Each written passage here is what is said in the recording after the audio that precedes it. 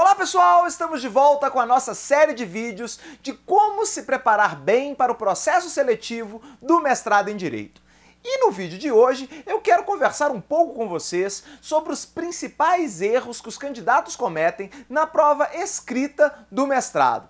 Fiquem aí que depois da vinheta nós vamos falar sobre isso.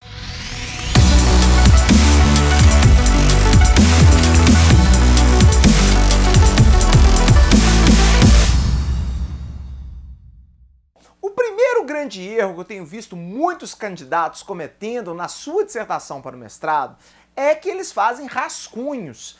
E numa prova dissertativa, o rascunho acaba tomando muito tempo da prova. Então, em vez do candidato gastar todo o tempo que ele tem disponível elaborando um texto longo em que ele demonstre todo o conhecimento que ele tem a respeito do tema, ele gasta boa parte do seu tempo fazendo um rascunho, sei lá, ele gasta 1 hora, às vezes 1h30 fazendo aquele rascunho e depois ele vai passar a limpo aquele rascunho.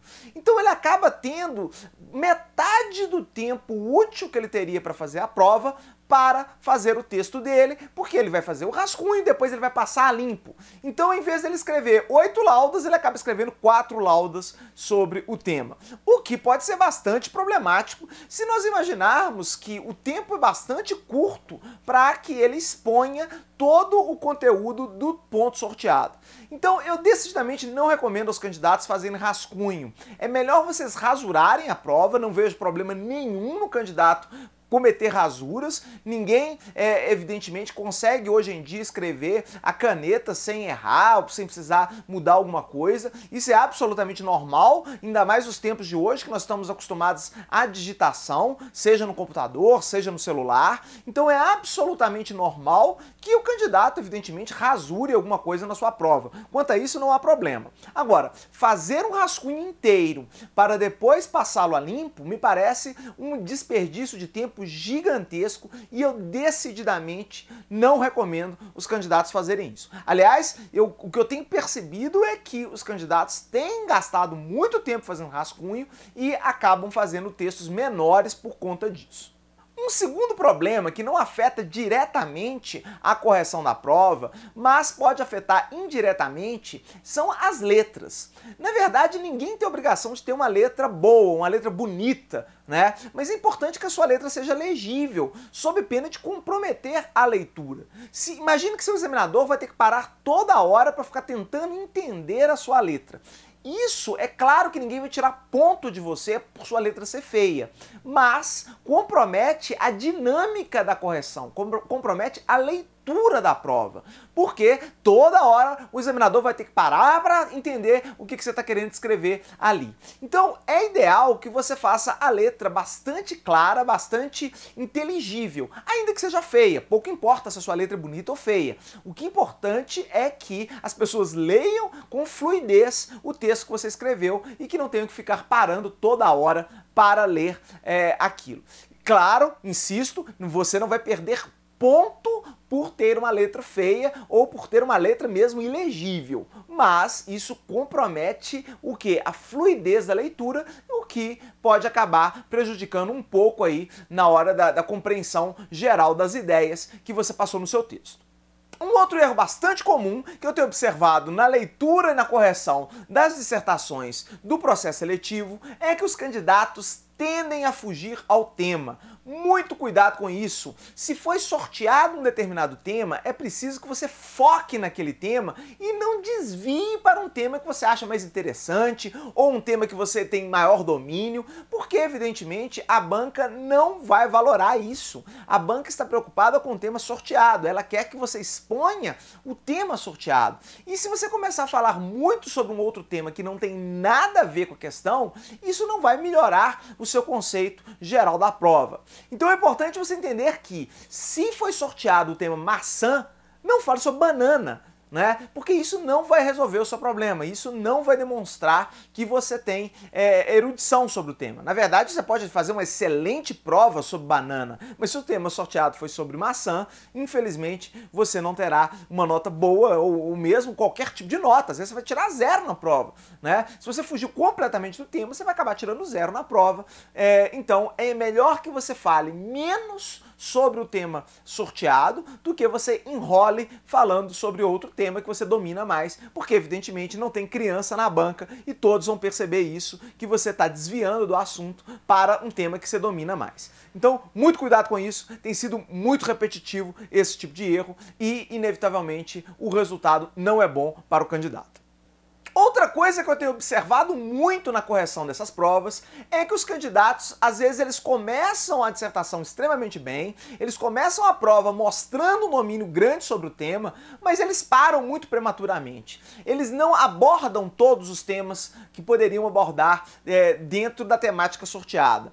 Então, é preciso que você tenha em mente o seguinte: se é dado 4 horas de prova para fazer a dissertação, espera-se que o aluno desenvolva o máximo de temas possíveis naquele período de tempo. Então, é importante que você utilize bem o tema e procure abordar tudo sobre o tema sorteado e não simplesmente alguns pontos, né? Então, às vezes acontece do candidato começar a prova bem, mas ele acaba fazendo um resumão do tema sorteado. E não é esse o objetivo. O objetivo é que o candidato faça uma prova da forma mais ampla possível, abordando a maior quantidade de variáveis ali sobre aquele tema. Então, evite escrever pouco demais, evite ser sucinto demais, porque o que se busca numa dissertação é demonstrar conhecimento do conteúdo, conhecimento do tema sorteado. Se você for objetivo demais, escrever 1, 2 laudas, às vezes 3 laudas, isso pode não ser suficiente. Aliás, dificilmente vai ser suficiente se a banca fez uma lista de temas bem feita, né? A lista de temas ela é pensada de forma ao candidato demonstrar o conhecimento dele, as leituras que ele fez na preparação para a prova, de forma mais ampla possível. Então, se você está escrevendo muito pouco, é possível que você não esteja abordando todos os aspectos daquela questão. Ou por falta de leitura da bibliografia indicada, ou às vezes por achar que de uma forma mais sucinta, talvez, isso possa convencer a banca. Não é uma boa abordagem. Claro que o ideal é que se escreva muito e bem, que se aborde todos os assuntos e bem. Não adianta também você escrever 90 laudas e nessas 90 laudas não ter conteúdo nenhum relacionado ao tema sorteado, ou ter encheção de linguiça, ou ser uma prova repetitiva, uma prova em que você volte a expor as mesmas questões várias e várias vezes. Não é, evidentemente, o tamanho da prova que vai fazê-lo ser aprovado. Agora, uma prova muito pequena, ela é um indício de que você não falou tudo o que você poderia falar sobre o tema, né? Então, entenda, não é o tamanho da prova que vai lhe aprovar, porque se a prova é grande, mas é repetitiva, se a prova é grande, mas ela é redundante... Bom, redundante e repetitiva são as mesmas coisas, eu fui redundante agora.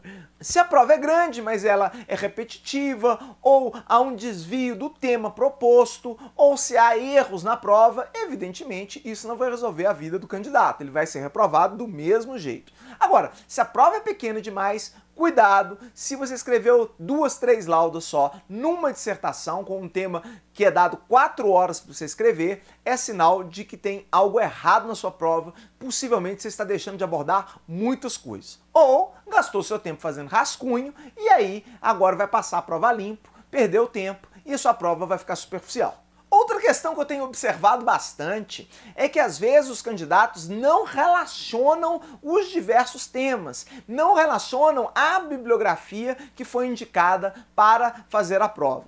Então é importante que vocês não soltem livros ou citações esparsas no texto. É importante que haja uma relação entre elas. Se foram indicados 10 livros na prova, procure ver as relações que existem às vezes entre 2 deles, ou 3, ou às vezes 4, 5 livros. Eles têm algum ponto em comum, eles dialogam entre si, e é esse diálogo que é muito importante você deixar claro aos seus examinadores que você conseguiu captar, que você conseguiu entender. O que eu tenho visto muitas vezes os candidatos fazendo em prova é falando de um livro, depois eles falam de outro, depois eles falam de outro. Quer dizer, eles fazem belos resumos, mas esses livros não dialogam. Essas referências que eles colocam nas provas, muitas vezes não dialogam dialogam entre si. Ele não consegue unir os pontos. E isso numa prova é complicado, porque parece que o candidato não tem capacidade de articular suas leituras. Então é muito importante que você demonstre que você compreendeu toda a leitura indicada, não isoladamente, mas que você consegue ver a relação que existe entre elas. Isso vai enriquecer demais a prova de vocês e é muito importante vocês tentarem fazer isso na medida do possível. Um outro problema que eu tenho notado também é que muitos candidatos simplesmente não fazem referência à bibliografia indicada no edital do processo seletivo. Então ele resolve fazer a prova, é sorteado um determinado tema e ele faz a prova dele simplesmente com base nas suas próprias opiniões, nas suas próprias ideias, sem uma fundamentação, sem demonstrar que conhece a discussão que existe sobre aquele tema no meio acadêmico, sem demonstrar que leu efetivamente a bibliografia indicada, o que é bastante problemático, porque muitas vezes passa a impressão para a banca que ele não leu, ele não se deu ao trabalho de ler a bibliografia indicada. Né? Entendam, uma dissertação em direito, especialmente numa prova de mestrado, ela não é achismo. A banca examinadora não quer saber a opinião pura e simplesmente do candidato sem que haja um embasamento. É importante que o candidato deixe claras suas opiniões, mas sempre demonstrando que ele sabe o atual estado do debate. Né? Que não é simplesmente um achismo da parte dele, mas que ele leu muitos materiais, ele assistiu palestras ou seminários sobre o tema e ele consegue articular aquilo para formar sim uma opinião e não um achismo. Né? Não é algo que ele tirou da cabeça dele naquele momento para responder uma questão de prova, mas que já houve uma reflexão prévia sobre aquele tema e ele está apresentando na sua prova os resultados dessa reflexão. Uma outra questão que eu tenho visto bastante nas provas do processo seletivo é, às vezes, o candidato tentar agradar um dos examinadores, ou às vezes vários examinadores, com muitas citações de obras dos examinadores. Gente, entendam o seguinte, é óbvio que é interessante você citar um trabalho, um livro, um artigo que seus examinadores escreveram.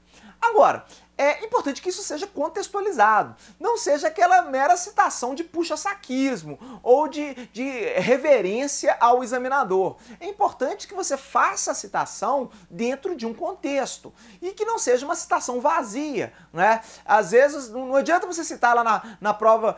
Segundo o professor Túlio Viana, o Estado brasileiro é laico. Claro, mas isso todo mundo fala, não é uma opinião minha, ou não é uma informação que eu trouxe nova num texto. Todo mundo sabe que o Estado é laico, está na Constituição da República. Então, se você for citar um examinador seu, é importante que você o cite dentro de contexto, trazendo uma ideia dele, uma ideia que ele discute no artigo novo dele, ou alguma coisa do gênero. E não simplesmente que ele diga uma obviedade. Não simplesmente você citar o seu examinador para dizer algo que é notório, que todo mundo sabe. Isso você não precisa citar ninguém, basta você colocar e fazer às vezes a referência ao texto da lei ou da Constituição, não é? Então, cite sim o examinador, porque isso é importante para você mostrar que conhece o trabalho dos professores da banca. Agora, cite dentro de contexto, não faça aquela citação pela citação, porque ela pode soar como inclusive puxa-saquismo, não é bacana, tá? Se for citar, procure contextualizar aquilo com o tema. Às vezes no tema, o seu examinador nunca escreveu nada sobre aquele tema, por mais que ele leia sobre aquele tema, por mais que ele trabalhe sobre aquele tema, muitas vezes ele não escreveu um texto específico sobre aquele tema. Então não há por que você citá-lo, não force a barra, né? Não queira incluir uma citação dele como se fosse uma obrigatoriedade. Isso não vai pegar bem, não ache que você vai passar despercebido com isso. Claro que a banca vai notar, a sua intenção aí é simplesmente fazer uma homenagem ao seu examinador, mas a prova não é um lugar de fazer isso. Busque sim citar se houver contexto, senão vai ficar parecendo simplesmente puxa-saquismo e não é uma boa imagem para o candidato passar no dia da prova. E finalmente eu tenho visto muitas vezes os candidatos também tentando agradar simultaneamente todos os membros da banca.